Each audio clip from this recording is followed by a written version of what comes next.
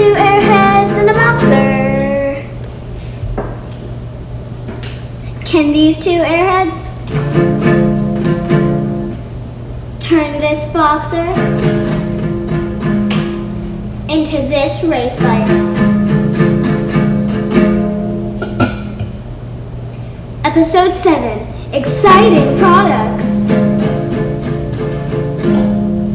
Hello, welcome to another episode of Two Airheads and a Boxer. Couldn't get George Foreman this weekend because next weekend's 4th of July and he's too busy grilling. That's right, still doing those grills. So, welcome to the next episode. As always, if you like what we have to say, click the subscribe button, click the bell for notifications, like, comment, share, etc., etc. Snide remarks, we accept those. Yep, we'll take everything. Today, welcome to the episode of It's Too Damn Hot Out. So nobody wants to work in the garage for 4 hours doing a bunch of work. It is obviously the last week of June, just if you're watching this in 5 years. It's the last week of June in 2020 and record heat waves in the state of Florida all over the country. So the murder hornets are gone, but everything else is still... Exactly. Yeah. It is too hot. So we decided to take the weekend off. Next weekend is the 4th of July as well, so we got some things we got to do with our families or whatever. So today's episode, we're going to just kind of do a rundown of some of the products that we ordered for the bike. We'll describe them for you, where we got them from. I'll put the links down below in the description of where you can get them on your own. But we just kind of want to do a talk through episode today because, again, it's a little hot to turn wrenches. You went racing last weekend. The race world kind of opened back up. So finally, first time back on track in 4 months, I think. Yeah. So he's a little tired, you know, he's an old man. When he goes racing, he has to take weeks to recover. So welcome to we're going to sit in the chair and talk about products episode, and hopefully you enjoy what we have here to say. And again, you can check the links down below. So take it over. All right, well, most important thing, this is going to be part of the heart of the bike. This is the Siebenrock 1000cc kit. These are higher compression pistons than the standard, I think 8.5 to 1 compression. I think these are rated at 9.5 to 1. So you got to run some high octane fuel in it. Of course, we're going to be running race fuel. The 1000cc puts you right at about the max. One of the beauties of these boxer motors, it doesn't matter whether you have an R65 650cc bike or an R90 980 or 890cc bike, or anything in between. They've all got the same stroke and the same crank and the same connecting rods. So you can get this kit for any of your bikes. Jeff, you've got a R750, right? I do, R75? Yep. 75/6, yes sir. If you've got an R75/6, we could take this kit, if you didn't want to put it on the race bike, or we could put it on your bike without making any other changes. Probably have to adjust the carburetors a little bit, sure, but it would bolt right up. The only differences that there are, depending on the year, is this diameter here. There's a 97 millimeter diameter and a 98 millimeter diameter, and what that is actually where it slides into the cases.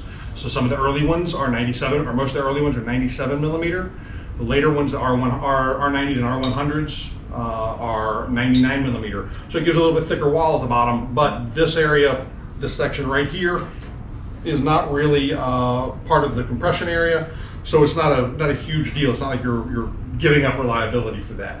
But you can get 1000cc power. You can get 70 to 75 horsepower out of your realistically R65, and externally no one's going to notice the difference because it's going to be the same size, same diameter cooling fins, and it'll look just like your standard the original cylinders. Sure. And of course, with this kit, where the factory pistons were cast pistons, these are forged pistons. They are a little bit better, a little bit lighter. They also have this Teflon coating right here on the sides. It slides a little bit better. The cylinders are Nikasil cylinders, whereas the original ones were steel sleeves. A couple of advantages to the Nikasil. It's a harder material. It's a nickel silicone. It's sprayed on and then machined down. So it's literally an aluminum casting with the nickel silicone spray on, and then it's machined down and honed into your proper cylinder, versus the standard cylinders, which are an aluminum housing with a steel sleeve pressed in. That steel sleeve can retain a lot of heat. It won't dissipate it nearly as quickly as the nickel silicone aluminum design. So you can run a little higher compression in the nickel silicone setups. Now, one of the things that we're going to do, we don't actually have our cylinder heads here. They're at the machine shop right now, because we're increasing the bore from 94, I think it's 94 millimeters to 90, no, from 89 millimeters to 94 millimeters. Okay. That's where we're getting the extra displacement. Because we're increasing the bore, we're going to go with a dual plug setup on our heads. So we sent the heads off to a friend of ours to machine. He's going to machine the extra spark plug holes. But typically, on one of these motors, and we'll say this is the right-hand cylinder with the arrow pointed forward, you've got one spark plug and it's about right here. Leaves a lot of this area down here that flame front has to travel. So when you do two spark plugs, you've got one here and one here, it combines the flame front.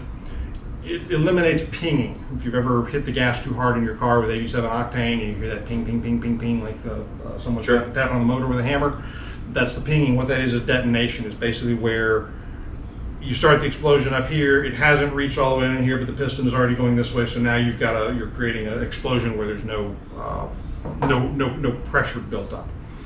Can be harmful for the motors, bad for the cylinder, bad for the heads, bad for the pistons. But we've got the cylinder heads off for that, and that's going to be not necessarily a performance improvement, but a reliability improvement on this, as well as the slight added benefit. Doing that isn't going to give us an extra 10 horsepower. It's going to give us... and that was going to be, so obviously we've talked, we're going to make this into a race bike so Charles can race it in the vintage racing sections. What are we getting by upgrading from the stock kit that came with the bike to these as far as benefits on the racetrack? One is going to be reliability, because like I mentioned before, the Nicosil cylinders are better, they'll last longer, they're harder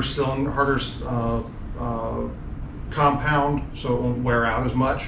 And with the Nicosil, it's going to dissipate the heat better, so you're not going to get all that heat retention of the steel cylinders. That's going to lead to longer life of the cylinders and the pistons. It's also going to, with the increased displacement and increased compression, we're going to get a little more horsepower and torque. Right. When everything's tuned, we're expecting to see somewhere in the 70 to 75 horsepower realistically. We may be able to tweak a couple more horses out of it in various places, but realistically we're looking for 70 to 75 horsepower out of this. So it's going to make it faster than what it is now. Like the whole point of racing, obviously, right? There is no replacement for displacement. Right. So we're going with 1,000 cc's. Great. All right, what else? The next items we got up here are carburetor rebuild kits. These are special floats that are designed to work with ethanol fuel. Most of your modern fuels have at least a 10% ethanol. Some of them are actually, E85 is up to 85% ethanol. We're not going to tune this to run on E85, but we are going to tune it to run on race gas. And a lot of the modern race fuels are almost pure ethanol. Okay. So these are the special floats that are designed to work with ethanol. They won't deteriorate, they won't leak, they won't fill up with the fuel and not be floats. Okay. That's a real important thing, particularly if we're going to be running the race gas in this. And we got these from Boxer to Valve. Most of you who have Airheads know who they are. They got a great YouTube channel. You should go over and check them out. But they also have a website where they sell lots of parts for these vintage bikes. So these floaters specifically, we really couldn't find them anywhere else. So we ended up getting them from Boxer to Valve, and I'll put a link down below in the description for those. I'm not going to open this up because there's a lot of small parts in it, but this is our general rebuild kit. It's got the diaphragm, the main return spring, a couple of jets, emulsion tube, the springs, everything you need to thoroughly go through a carburetor and replace all the wear items. Okay. And it comes with a set of floats also, but these are just the plastic floats. They'll work if you're running either older leaded fuel or non-ethanol fuel. Like I mentioned before, these are designed specifically for the methanol, so we're not going to use these floats. We're going to use the ethanol based floats. And that's a full rebuild. So as you know, you could always just clean the car. You can take them apart and kind of clean them out. But we just wanted to go ahead and just basically do a full rebuild of the carbs. They've been sitting for a while. Like I said, the bike hadn't been ridden in a long time. We haven't cracked them open to see what they look like on the inside, but while we're doing everything else, we figure we might as well do it. These rebuild kits, you can get these everywhere. I basically just got this off of eBay. I don't think it was any kind of special or specific website. I just went on eBay and Googled Bing. It's a Bing carburetor. They're all over the place, and people, I think, maybe even still make them to this day. So you can get rebuild kits for those all over the place. Yeah, the rebuild kits are pretty much the same for the 36 and the 40 millimeter kits or carburetors. 36 millimeters, what we have. 40 millimeters with the R90S, the R100s, they had a little bit larger carburetors. Actually, the R90Ss had Delortos, which I'd love to be able to find a set, but I'm not going to pay $1,000 for a pair. Well, sure. Me neither. But some nice 40 millimeter Bings would be nice to find as a good performance upgrade, especially with the larger displacement. Sure. What else we've got ordered? We've got the we got some more parts coming from Boxer Valve. When they get here, we'll do a whole other video on those and link them. But yeah, we're one of the things we're planning on doing is eliminating the top cover of the motor, the starter cover and all that, going out and eliminating it, but modifying it. I'd like to be able to mount the battery in a nice accessible place, and where the airbox currently is, a couple people make a nice battery mount that goes right there and blocks off the front end of the motor. Since we're going to go with pod filters for the carburetors, it'll be a nice, easy, aesthetically clean-looking upgrade. Sure. Puts the battery somewhere accessible. Like I said, this is going to be primarily a race bike, a little bit of street riding with it, but it's going to be primarily a race bike. We want to have access to those important things: the battery, in case we need to jump start it or replace the battery. We're not going to need to pull off the back air filter covers because they're not. We're going to be using the pod filters, and that's a performance upgrade. Right, you want to take some of the heavy. It's like a race bike, so right, you want to take some of the parts off that you don't need, make it a little bit lighter, make it a little bit more accessible in case you got to do some things in the pits or whatever. Exactly. A couple other things we're planning on doing. We're planning on having the rear swing arm brace. We're still debating on whether we're going to go with a single-sided swing arm, or what BMW called the mono lever. It all depends on if we can find one for a reasonable price. They were only used for about 3 years, and they are becoming rarer than hen's teeth. When we find them, they're about $600 or $800. A little more than we want to spend on one of those, but if we can find someone who has one that they're willing to let go at a fair price, we'll look into doing that. We've already got a rear wheel set up that will work for that. We've already got the dual front forks with the dual disc front forks. So we do 40 millimeter ATE brake calipers, increased braking, because the old saying, when you're racing, hold the throttle till you see God, then brake like hell. So if you have dual discs, it'll brake a little bit better. Dissipate the heat, not overheat that single disc. Note one of the other things that we're planning is to actually relocate the motor mounts in the frame. What that entails is really putting everything together, lifting the motor up, and welding in some new motor mount gussets. It's a technical thing with a lot of welding. When we get to the point where we're doing that, we'll definitely videotape that. I said videotape, didn't I? Okay, Yeah, we'll get it on video. Tape it, right. But what that'll allow is the cylinder heads will be raised up about 1 3/4 inches when all's said and done. Give us a little more ground clearance for cornering. Makes you lean a little bit better because those heads, obviously, as everybody knows, stick way out. We'll post up a couple videos from my racing last weekend. Sure. You can see just how far. Now they aren't vintage BMWs, but sure, just how far over they lean. Yeah, you got to get those heads higher up so you can lean over for it. They're kind of cool and a great look, but they really make it difficult to get a lot of clearance on the turn. So we've kind of reached a point with the bike where we're like in a domino situation right now. We've basically taken everything down that we can take down. We've ordered all the parts and stuff, and then it's like we got to do one thing first, and then when we get that done, then we can do the next thing, and then we can do the next thing, we can do the next thing. Until we can get kind of the first couple things done, the rest of the dominoes won't fall. So we're waiting on some manufacturing as far as the spark plugs, extra holes that we need to do. We got to get the frame kind of templated so we can start doing some welding stuff on the frame. But we can't do that until we put the engine back together, which we can't do until we get the cylinders bored out correctly and the rest of the parts that we're waiting for. So we're kind of just waiting for things to start falling in a row, and then we'll get everything cranked out. We will be able to do a carb cleaning video, obviously, because again, we have the kits for that.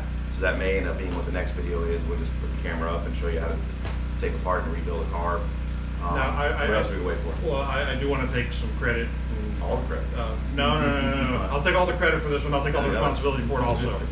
In our last video, when we did the cleaning, I got a little overzealous. I did remove the flywheel. I did not go through the proper procedure when removing the flywheel of what's called blocking the crank. There's a couple of thrust washers at the back of the crank that they can fall out. And the crank, they're designed to help prevent crank end float, which is where the crank actually moves back and forth on its axis. I did not block them out. We were not planning on taking the crank off. I should have done a little bit more research before just going in and pulling the flywheel off so I can get all the gunk out from behind the flywheel. So we will be removing the crank, which will require removing the connecting rods, checking all those bearings. We'll need to get a couple of pullers to get the cam pulley or the cam gear and the crank gear off, and then we'll be removing the crank. And we'll definitely make sure to video record all of that information. I mean, we're all the way down there anyway. I mean, yeah, regardless of whether it was on purpose or a mistake, it's probably a good idea. If we got everything broken down, we're going to do a complete rebuild. We might as well put some new bearings in there, right. Clean everything up, just make sure it's all running good. I'd hate to do all this work, put it back together, and then First find out there's something weird with the crank or a bearing's not right or something. So we might as well just do it all while we're down there. Yep. All right, well, that's probably about it for today. Like I said, it's kind of just a talking episode today, which is fine because we're sweating our butts off here just talking. So I'll put the links in the description below for these. Charles does have some race videos from the race he did last week, so we'll see if we can get those loaded up too. Exciting stuff to watch. So we'll still be posting stuff over the next couple of weeks, but holiday is coming up and we're still waiting for some parts to come in, so there may be a little bit of lull in the videos here, but ever forward, right? Always. All right, thanks for watching. Again, always subscribe, like the channel, comment, share. If you have any recommendations of where we can find parts that we don't know about, or cheap used places, or a good buddy of yours who has a swing arm that's got left over in a barn somewhere or something, always let us know. We're always looking for You've got a stash of Airhead parts in your back room and you want to get rid of some, Exactly. Let us know. We can work something out. Yep, we're always here. So thanks for watching as always, and we'll see you next time. See you next time on Two Airheads and a Boxer.